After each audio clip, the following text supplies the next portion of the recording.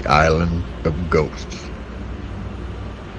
By night it's forbidding, forsaken, the ruins of an outpost that was devoid of humanity, devoid of hope, ruins which are haunted by the ghost of the damned. It would have been the most brutal place on earth a century and a half ago. Norfolk Island was one of Britain's most notorious penal colonies, a dumping ground for the most vicious and the most violent criminals. A jail where savagery of the inmates was more than matched by the ferocity of their keepers. It would be called a blood-soaked island because of the blood of thousands that was let with so much violence. The crime rate was excessive with an overload of murder and mayhem. It is said that the prisoners would deliberately commit murder on their fellow inmates just so they can be punished by death through hanging, so they could be rid of their miserable existence on earth. Death was their only escape.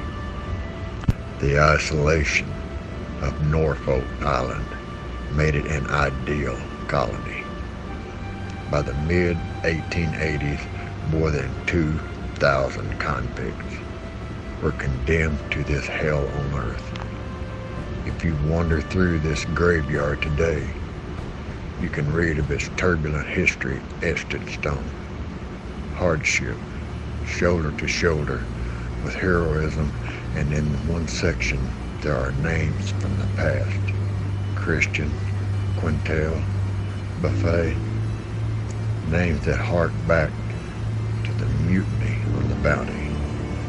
That's because descendants of the mutineers, part Polynesian, part European, settled on Norfolk in 1856.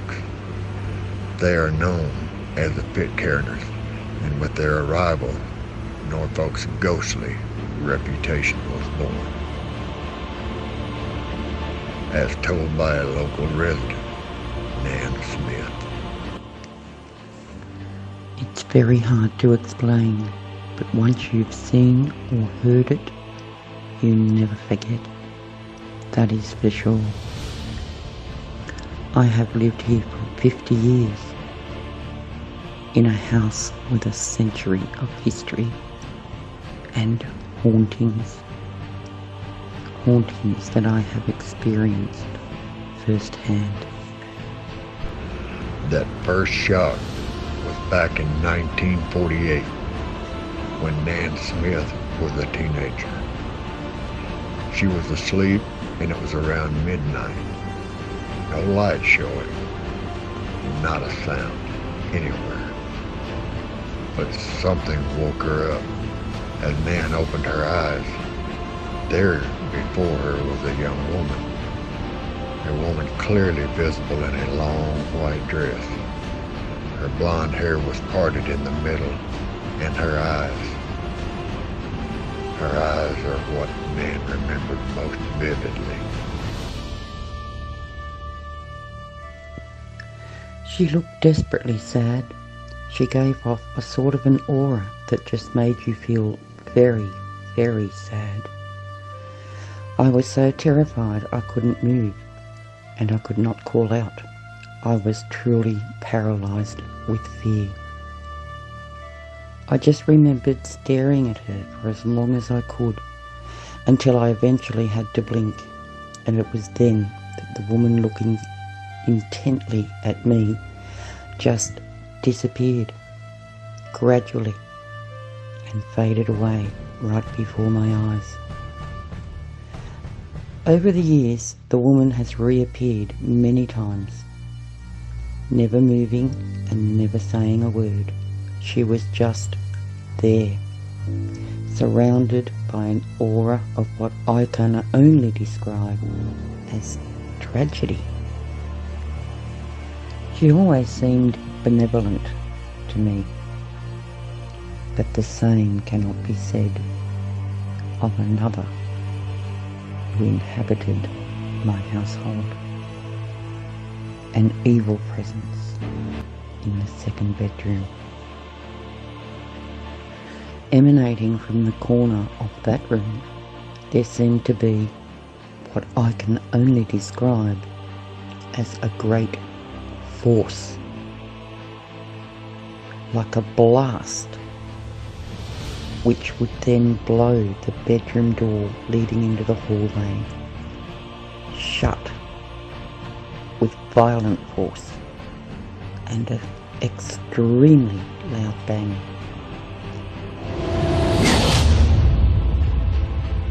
When there was no wind, no breeze, and nobody else in the house. This happened regularly, and while I refuse to leave my home, I do keep out of that room at night. I know it is always there, and I know it means harm. I have never been able to figure this out.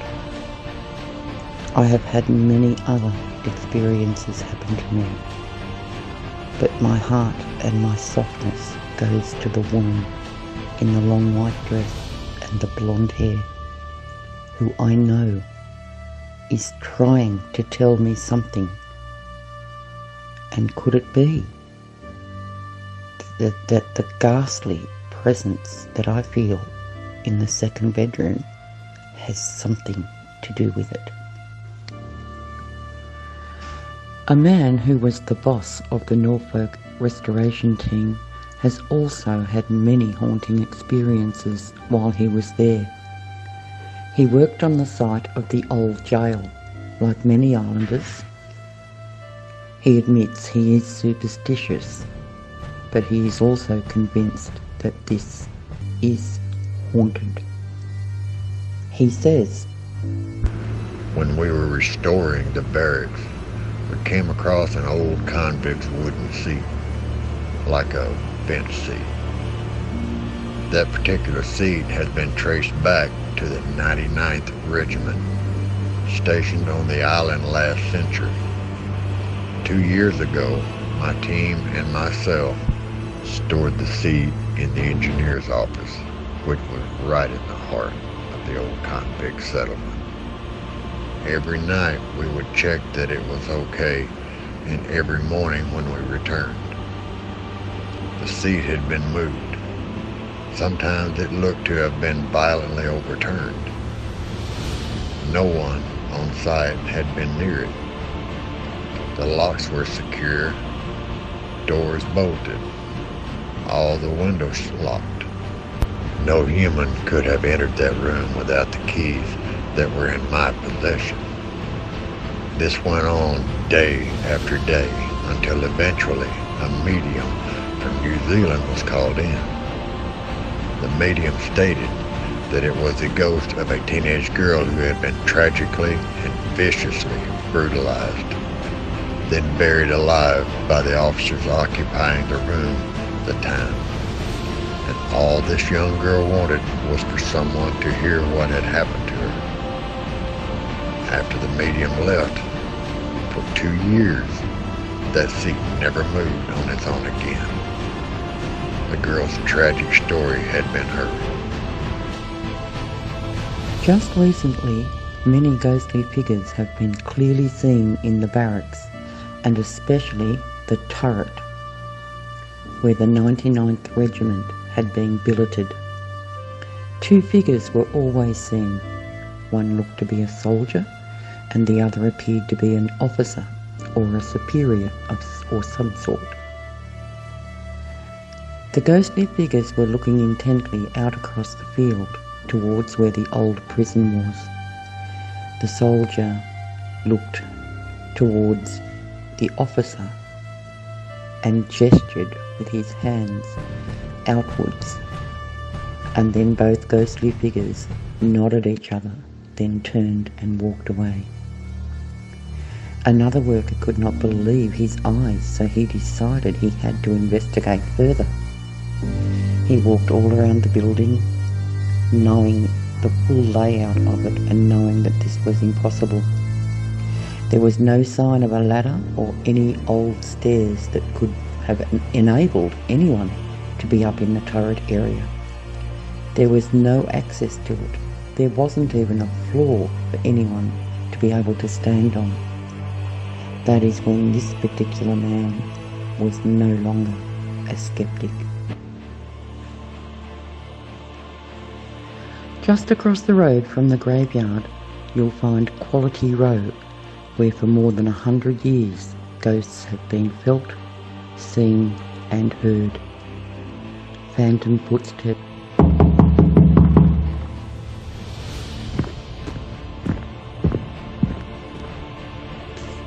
piercing screams, chills in the night. One night, a woman was in number 7 of Quality Row, sitting by the fire after dinner. The only light was from the flickering flame of the fire. She began to sense a malevolent force in the room. She said it was as if a hand touched me and was pushing my face around. It wasn't painful, but I was overcome with a heavy and foreboding sense of fear through my entire body and all through the room. Almost hypnotically, my attention was drawn to the open and darkened hallway, and slowly a vision appeared. A giant, luminous cobweb, if that makes any sense. It seemed to be about 8 feet long and was spread right across the doorway. It wasn't like a typical spider's web that you would normally see. This was different, and I don't know how to explain it fully. It was large and very, very thick. This web seemed to just hover there for a few seconds, then it just disappeared right before my eyes. But that heavy feeling remained. So whatever it was still in the house. I could feel it. Then after a while, shaking with fear, the ominous and heavy feeling just lifted instantly, and all felt normal again. A century and a half later, the brutal convict days, it seemed that the spirits of the dead remain. Spirits that haunt the living and make Norfolk truly an island of ghosts. There are literally hundreds of reported sightings and phenomena on this island of ghosts. Can they all be imagining it? Even the die-hard skeptics? These stories are just the tip of the iceberg. The island is known notoriously for its tragic history, which still lives on to this day. It seems some of these poor souls are very reluctant to leave this island for whatever mysterious reason. Maybe it's to remind us of the horrors that occurred there so long ago.